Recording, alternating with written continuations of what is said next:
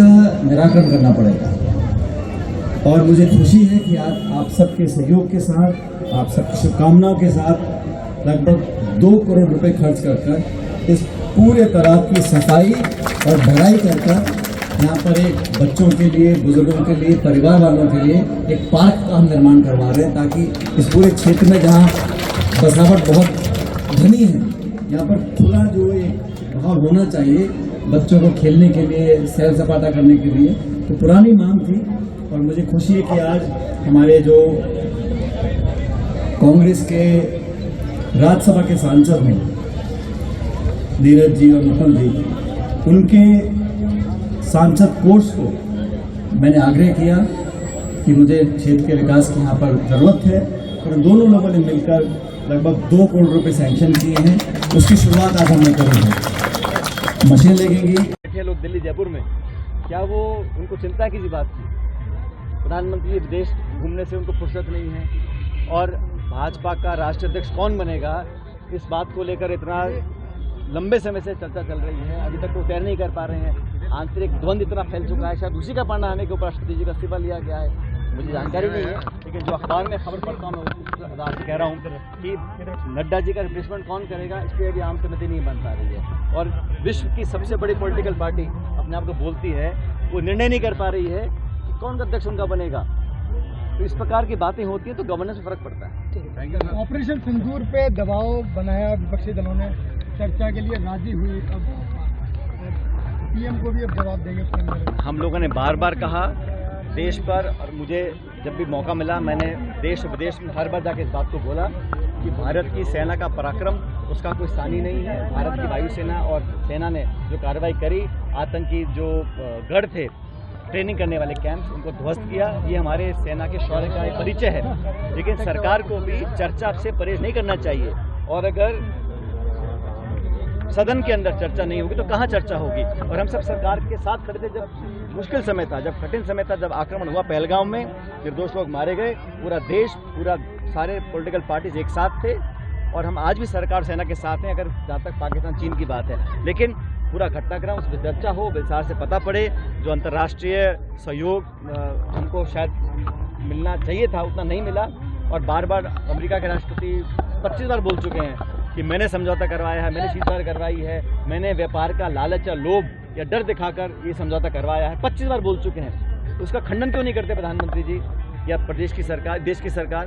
तो ये तो पता पड़ना चाहिए ना कि वो किस आधार में बोल रहे हैं। भारत और पाकिस्तान की सीजफायर की घोषणा अमेरिका का राष्ट्रपति कर रहा है, ये कौन इस बात को स्वीकार कर सकता है? कश्मीर पे मध्यस्थता कौन स्वीकार कर सकता है? और सिर्फ विदेश मंत्रालय का कोई प्रवक्ता बोल दे कि हमें मंजूर नहीं है, नहीं, ये उच्च स्तर पर प्रधानमंत्री और विदेश मंत्री को स्पष्ट करना चाहिए कि अमेरिका के राष्ट्रपति झूठ बोल रहे हैं, सही नहीं बोल रहे हैं, और कश्मीर के ऊपर हम किसी भी तीसरे पक्ष की चर्चा को स्वीकार नहीं करेंगे। ये बात बोलनी चाहिए, सर ने बोलनी चाहिए। पंचायती राज और नगर निकाय चुनाव को लेकर डोटासरा जी कह रहे हैं कि उनके जो अधिकार उनका हनन किया जा रहा है। अब देख लो, चुनाव से डरती क्यों सरकार? ना तो छात्र संघ के चुनाव करवा रही है, ना पंचायत चुनाव करवा रहे हैं, ना शहरी चुनाव करवा रहे हैं। उनको मालूम है चुनाव होंगे तो जनता अपने आप पक्ष रखेगी मतपेटी के माध्यम से, और कांग्रेस पार्टी को भारी विजय मिलेगी। तो प्रदेश अध्यक्ष जो बोल रहे हैं डोटासरा जी, बिल्कुल ठीक बोल रहे हैं कि जानबूझकर चुनावों को डिले किया जा रहा है, और ये मौलिक अधिकार है।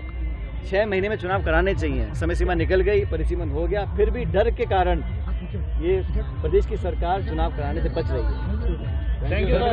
मानने से इनकार करता हूँ कि मात्र स्वास्थ्य कारण से धनखड़ साहब ने अपना इस्तीफा दिया होगा। जरूर कुछ ना कुछ दबाव होगा, कुछ ना कुछ कहा सुना गया होगा जिस वजह से उन्होंने अपना इस्तीफा दिया। लेकिन ये जो जल्दबाजी से पर्दे के पीछे चुपचाप तरीके से इस्तीफे लिए जा रहे हैं, लोगों को हटाया जा रहा है, इन कारणों का खुलासा सरकार को करना चाहिए। और मुझे लगता है आज नहीं तो कल पूरी बात सामने आएगी, सच्चाई का पता पड़ेगा कि किन कारणों से ये सारा कुछ हुआ। खड़गे जी ने कहा कि दाल में कुछ काला है या पूरी दाल काली है? क्या कह रहे हैं? खड़गे जी ने कहा कि दाल में कुछ काला है। हाँ, तो खड़गे साहब ने बिल्कुल ठीक कहा कि जरूर दाल में कुछ काला है, और ऐसे ही तो कोई बैठे बैठे आधे घंटे पर इस्तीफा देता नहीं है।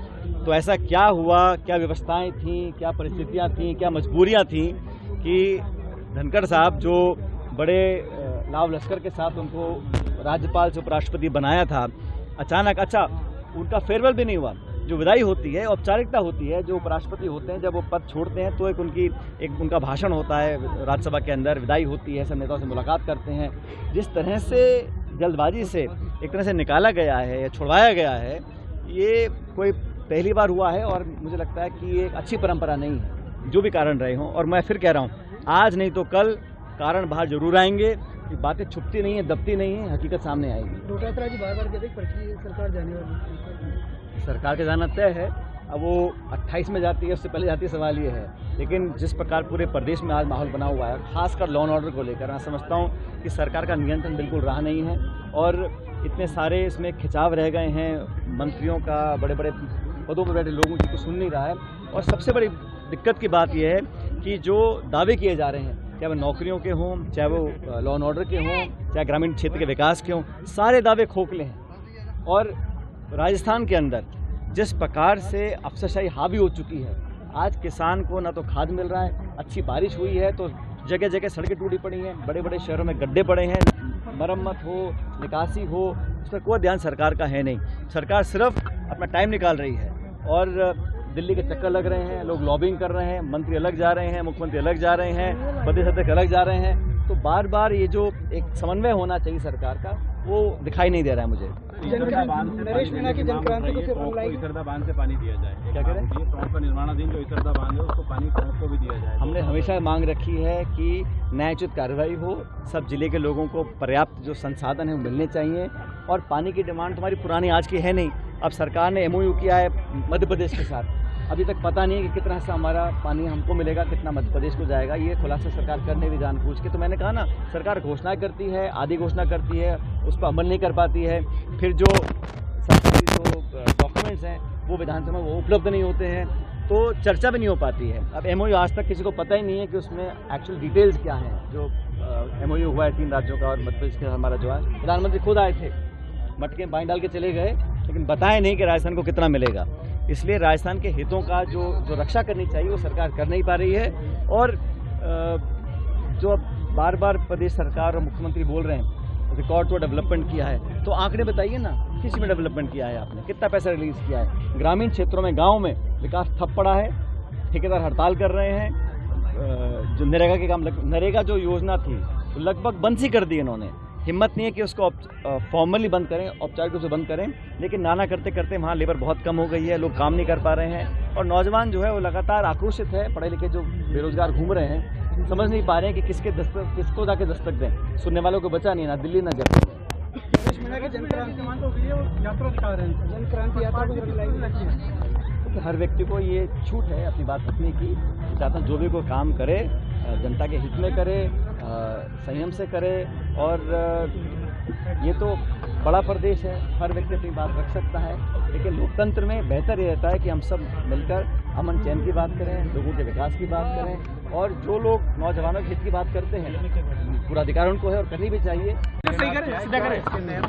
दशकों से टोंक शहर में पानी के भरने की वजह से, गंदगी की वजह से इस पूरे इलाके में लोगों को बहुत दिक्कत का सामना करना पड़ता था। और कई बार हमने कोशिश करी। मुझे खुशी इस बात की है कि आज लगभग 2 करोड़ रुपए लगाकर इस पूरे जो ये तालाब सा बना हुआ है, इस गंदगी में पूरा सफाई कर इसकी भराव कर मशीनें लगाकर इस पर एक पार्क बनेगा। और अंडर वाटर जो ड्रेनेज है वो सीधा बड़े नाले में चली जाएगी, ताकि लोगों को गंदगी और बीमारी का जो एक दिक्कत बनी थी उससे निजात मिलेगा।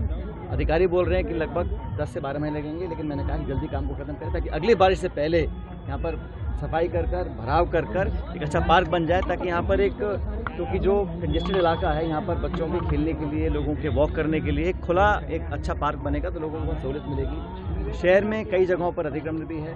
मैं कोशिश कर रहा हूँ कि प्रशासन, सरकार अतिक्रमण खाली करवाएं, ताकि लोगों को जो मूलभूत सुविधाएं उसका हम उनकी भरपाई कर सकें। लेकिन खुशी है मुझे कि आज मैंने हमारे राज्यसभा के सांसद नीरज जी से आग्रह किया और गुलाटी से आग्रह किया, तो राज्यसभा के सांसदों के सांसद कोष से हम इस काम को 2 करोड़ रुपए का काम यहाँ करवा रहे हैं। आज की शुरुआत हम लोगों ने करी है, मशीनें लग चुकी हैं और मैं चाहूँगा कि अगली बारिश से पहले यहाँ पर इस निकासी हो जाए, सफाई हो जाए, गंदगी खत्म हो, भराई कर इसमें अच्छा पार्क बन जाए, ताकि सब लोगों की सुविधा लोगों को मिल सके।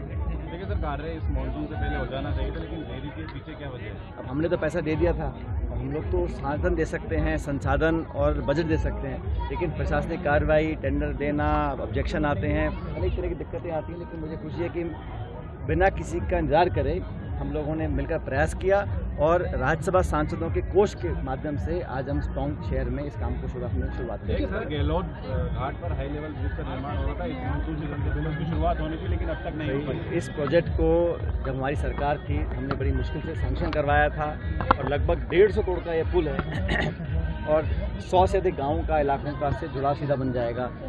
लगातार डिले होता रहा, लेकिन अब मुझे बताया गया कि बहुत जल्द जो फाइनल कंप्लीशन है उसका हो जाएगा। और जो थोड़ी दिक्कत आ रही थी कि वहाँ पानी के निकास की जहाँ लोग उतरते हैं पुल से, उसका समाधान ढूंढ रहे हैं। लेकिन ये राजस्थान में जो पुल बन रहे हैं लगभग टॉप 5 पुलों में से, जो जिसमें लागत और पैसा लगाकर लगभग 150 करोड़ रुपए लगाकर हम पुल बना रहे हैं। इस काम को शुरू करें लगभग मेरे ख्याल 5 साल हो गए और अब जाके काम पूरा होने वाला है। देखिए, उपराष्ट्रपति ने हाल ही में इस्तीफा दिया है, लगातार अब सवाल ये कि इस्तीफा दिया गया है या इस्तीफा लिया गया है।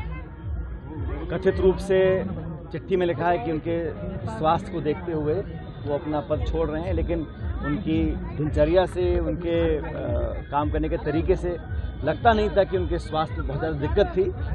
बहरहाल निर्णय उनका व्यक्तिगत है, लेकिन कुछ मसला ज़रूर है, क्योंकि उपराष्ट्रपति देश में नंबर 2 का पद है राष्ट्रपति के बाद और एक संवैधानिक पद है। भाजपा और केंद्र सरकार ने हमेशा संवैधानिक संस्थाओं का और संवैधानिक पदों का मान सम्मान किया नहीं है। जिस तरह से इतनी तेजी से ये घटनाक्रम हुआ बिना वजह, और बिना वजह तो कुछ होता नहीं है, निश्चित रूप से कुछ ना कुछ घटनाक्रम पर्दे के पीछे हुआ है। सरकार को खुलासा करना चाहिए ऐसी क्या विशेष परिस्थितियां थीं जहां पर एक किसान पृष्ठभूमि के व्यक्ति को अचानक अपने पद से छोड़ना पड़ा। पहले वो गवर्नर थे, उनको राष्ट्रपति बनाया और जब सदन में कार्रवाई होती थी तो हम लोग विरोध भी करते थे, कांग्रेस पार्टी के विपक्ष के लोग, लेकिन वो एक किसी पार्टी के नहीं है, एक संवैधानिक पद पर है और सभापति जो होता है राज्यसभा का वो उपराष्ट्रपति होता है। तो हम लोगों ने सीमाओं में रहकर उनका विरोध भी किया, लेकिन इस तरह जो अचानक इस्तीफा लिया गया, दिया गया, इससे इस बात की पुष्टि होती है कि बीजेपी और केंद्र सरकार, इनको कोई परवाह नहीं है ना संविधान की, संवैधानिक संस्थाओं के, संवैधानिक पदों की। तो आज नहीं तो कल इसका खुलासा जरूर होगा कि एक ऐसे व्यक्ति को जिसका भाजपा बड़ाई लेने की कोशिश करती थी कि हमने किसान वर्ग के व्यक्ति को पहली बार उपराष्ट्रपति बनाया है। ऐसी ही खबरों को सुनने और देखने के लिए सब्सक्राइब करना बिल्कुल मत भूलिएगा चैनल न्यूज गंगा। खबरें अच्छी लगी तो लाइक का बटन दबाना बिल्कुल मत भूलिएगा, कमेंट बॉक्स में टाइप भी कर सकते हैं और हाँ, शेयर करना भी बिल्कुल मत भूलिएगा।